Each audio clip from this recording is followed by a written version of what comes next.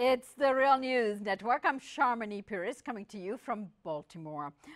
Andres Manuel Lopez Obrador, the leftist front-runner in Mexico's presidential race, won Sunday's election by an overwhelming margin with 53% of the vote. That is at least 25 points ahead of his nearest rival. This is according to the preliminary results that were released Sunday night. Here is Lopez Obrador speaking at his victory speech. I call on all Mexicans to reconcile and put aside their personal interests.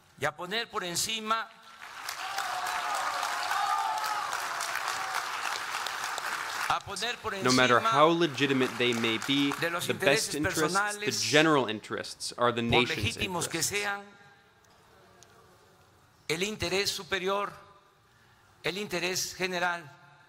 As the Mexican revolutionary Vicente Guerrero said in the past, the nation comes first.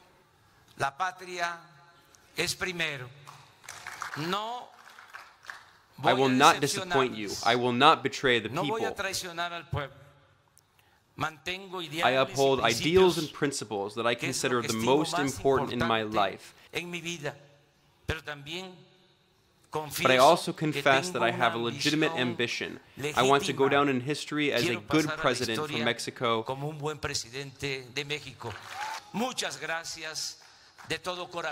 Thank you very much with all my heart. ¡Viva México! ¡Viva México! More precise results are expected to be announced during the day today.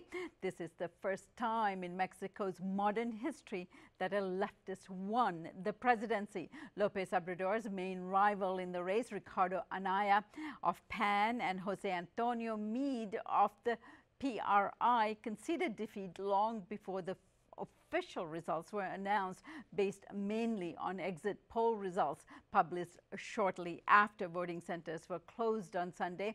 For almost 100 years, the centrist Institutional Revolutionary Party and briefly the Conservative National Action Party governed Mexico. All that changed last night. Andres Manuel Lopez Obrador, or AMLO as he is fondly known by his initials, promises to create more equality, less violence, and to fight for Mexico's endemic corruption that has steeped into the state and beyond. Joining me now to analyze the results of Mexico's all-important election is Laura Carlsen and Alex Main. Laura is the director of America's program of the Center for International Policy in Mexico City. She focuses on U.S. policy in Latin America and grassroots movements in the region. Thanks for joining us today, Laura. Thank you, Sharmini. And also joining us is Alex Main. He's a senior associate for international policy at the Center for Economic and Policy Research, where he focuses on U.S. foreign policy in Latin America and the Caribbean. And Alex is there observing the election in Mexico City. Thanks for joining us, Alex. Great to be back. All right, Laura, let me start with you. Let's start with the mood in Mexico and what this historic victory mean for Mexican people. Last night, people poured into the Central Plaza called the Zócalo as soon as they heard the confirmation that Andres Manuel Lopez Obrador had been elected president. The margin was even greater than we expected. It was already expected that he had a 20 to 30 point margin, but 53% of the vote was even more than many people expected. In the Zócalo, it was filled. He came out and spoke. He gave a message that began with trying to reassure international financial community that he was not going to expropriate, and then began to talk about his platform of what he calls the fourth transformation of Mexico. He's already seen it. Everyone's really already seen it in historic terms.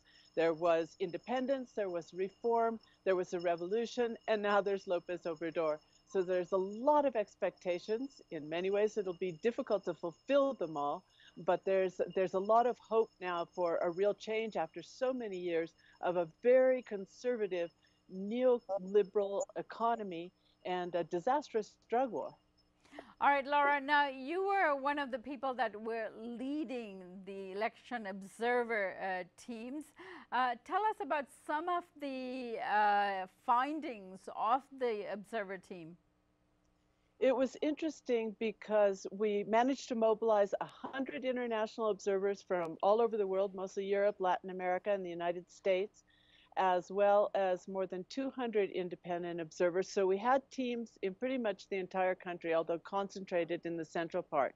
And what we saw is, first of all, people came out to vote.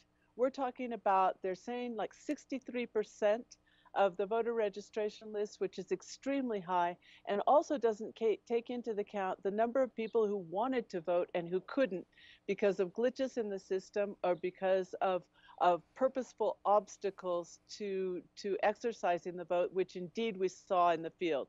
You know, voting centers that didn't have sufficient number of ballots for special voters that were out of their district, long lines, voting centers that opened late and thus reduced their hours in which they could attend to this huge outpouring of voters.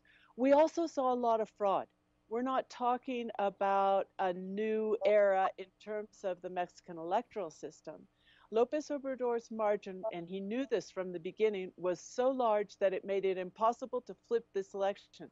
But that doesn't mean that the usual operators that have refined methods of fraud and vote buying over decades weren't out there, because they were. And in fact, they may have an impact on some of the local and national elections. But for now, everybody's focused on the presidential, and they're excited to see what comes next. All right, Alex, let me go to you. Tell us about what you observed and also the reaction of the United States to these results. Sure. So the route that I was in the north of the state of Mexico, which sort of surrounds Mexico City, was really rather quiet. There weren't a lot of incidents, and those that we saw were very minor. This contrasted really a lot with my previous observation experience, also in the state of Mexico, last year for their gubernatorial election, where all sorts of shenanigans were going on in broad daylight. But then, of course, that was a much closer race, and many actually do think that race could have been stolen in favor of the pre-candidate, certainly the one in the state of Mexico. In this case, as Laura was saying, the margin was just so enormous that I think it didn't make as much sense, perhaps, to invest in the usual sort of fraud during these elections. Although, as Laura rightly noted, it certainly was happening. We had reports from other parts of the country where there was vote buying going on, voter intimidation, and so on. But I think, it's also important to remember that the process isn't over. There's counting that's continuing, that's going to be at the district level. I believe that begins on Thursday. And there's a possibility for fraud to occur. And it could occur, at the congressional level in particular, where at the moment, Morena, this very new party created, for which, AMLO, Lopez Obrador is the leader, appears to have a strong majority, which is really quite extraordinary since the party didn't exist just a few years ago. But a lot can happen at the district level of counting, and I think it's important for people to continue monitoring what's going on there. In terms of the relations with the U.S., so Lopez Obrador, I think, has been very careful to sort of suggest that he wants strong relations with the U.S.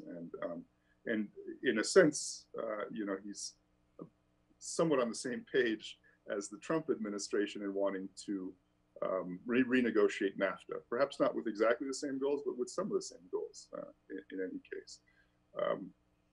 But he has also alluded to policies of the U.S. that he doesn't agree with, and he's done this in recent speeches. And I think it's important to highlight this because it hasn't gotten much attention in the media.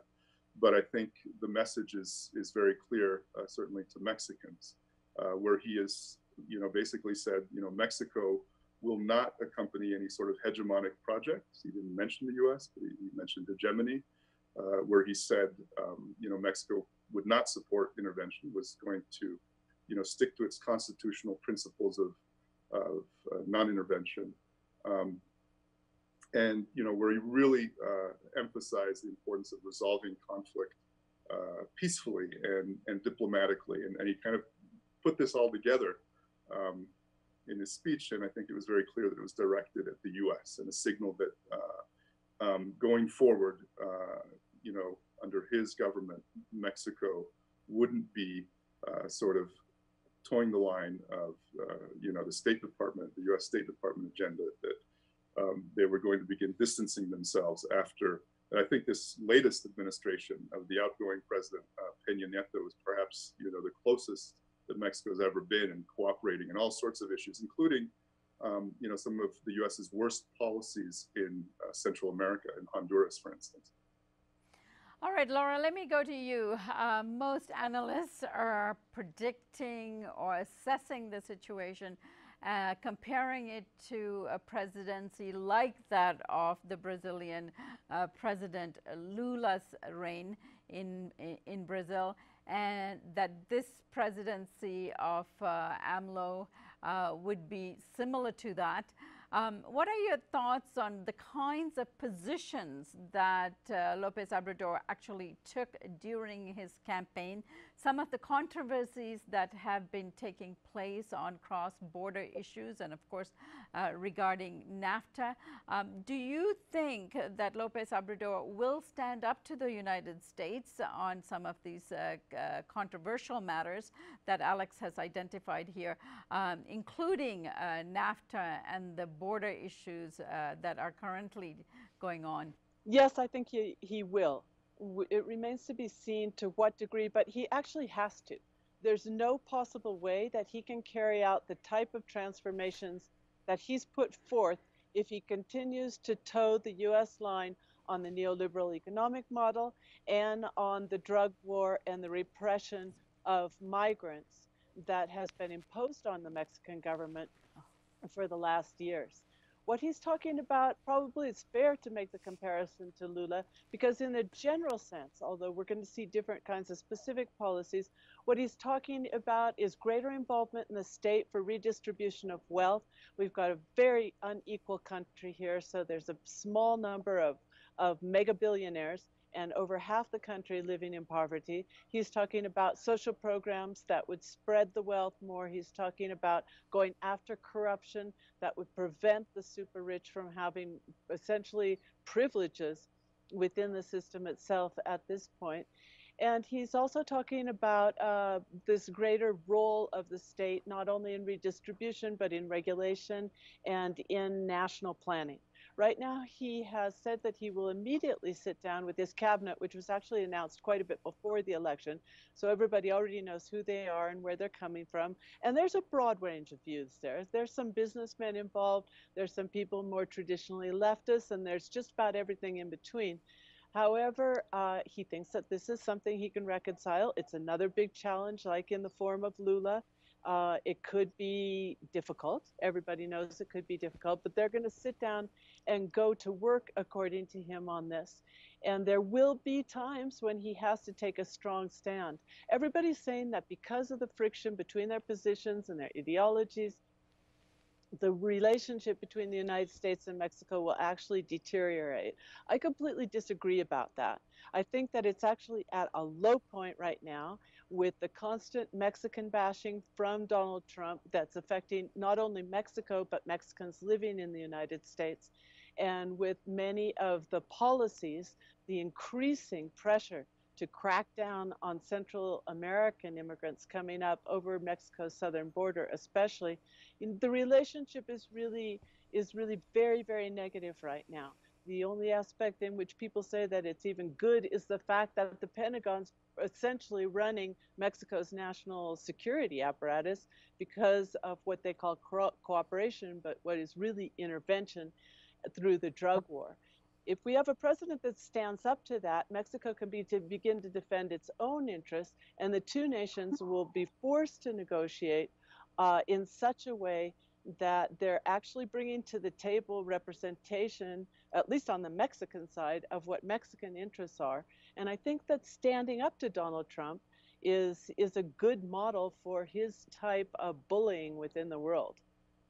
All right, Alex, many people on the left and many governments on the left in Latin America are hoping that this AMLO victory will be beneficial for the region as a whole, particularly given that the region has been shifting more and more to the right.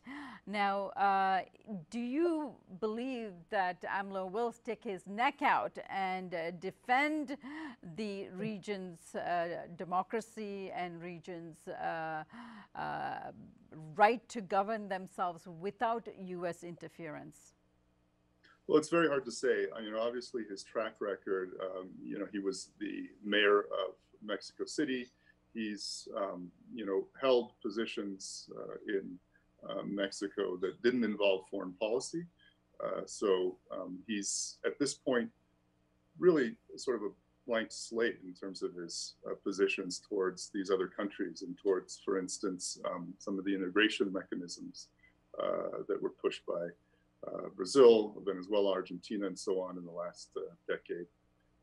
It seems doubtful at this point that he will emerge as sort of a regional leader wanting to sort of embrace these various left movements, particularly as there are very few that are left in power in the region at the moment. And, it's just not clear that he will play a very active role. I think he's very much focused. He's really a nationalist. He's very much focused on Mexico. It also remains to be seen sort of what personnel he appoints to key positions. There has been some talk, for instance, of Alicia Bastos, who's the head of the CEPAL, the United Nations Economic Program for Latin America, who's really quite progressive, certainly on the economic front. And, we could expect good things from her. She may have a very key role in the upcoming administration, and that could certainly signal sort of a shift from Mexico focusing on the U.S. And turning more towards the rest of Latin America, trying to sort of develop stronger trade relations and cooperation in general with the rest of Latin America. But we're really, it's really hard to say at this point where he's going to go exactly. All right, Alex, let me get your thoughts on the NAFTA agreement that is being renegotiated as we speak. Knowing both sides of the demands that the Trump administration is making, and of course, Peña Nieto's positioning and the dialogue that's going on. There's still 5 months of his presidency remaining here. Your projections for the NAFTA agreement? Well, this is a good point that there are 5 months left for Peña Nieto, but I think it would be difficult politically for Peña Nieto at this point to sort of carry on with the negotiations on his own without sort of taking into account obviously this major political transformation that's happening. He would be, essentially spitting in the face of the Mexican electorate if he were to do that. So I expect that the negotiations will, to some extent, be on hold. And I mean, I think certainly on the U.S. side, given the congressional involvement, they've kind of run out of time for this year. So I do think that they're going to stretch into AMLO's mandate. AMLO is what Lopez Obrador is frequently referred to by his initials.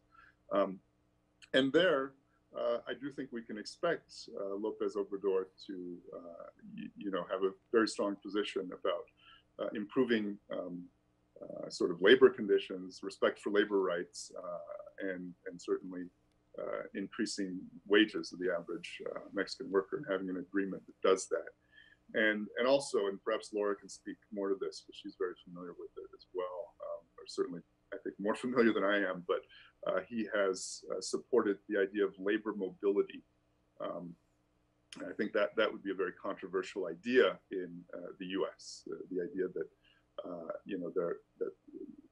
that people can sort of migrate, like in most trade agreements, really. I mean, when you look around the world where there are strong trade agreements, you have free markets for labor as well as everything else, and obviously that would change the equation enormously if Lopez Obrador were to make any progress on that front. But I expect it'll be very, very difficult, given the Trump administration's position on immigration.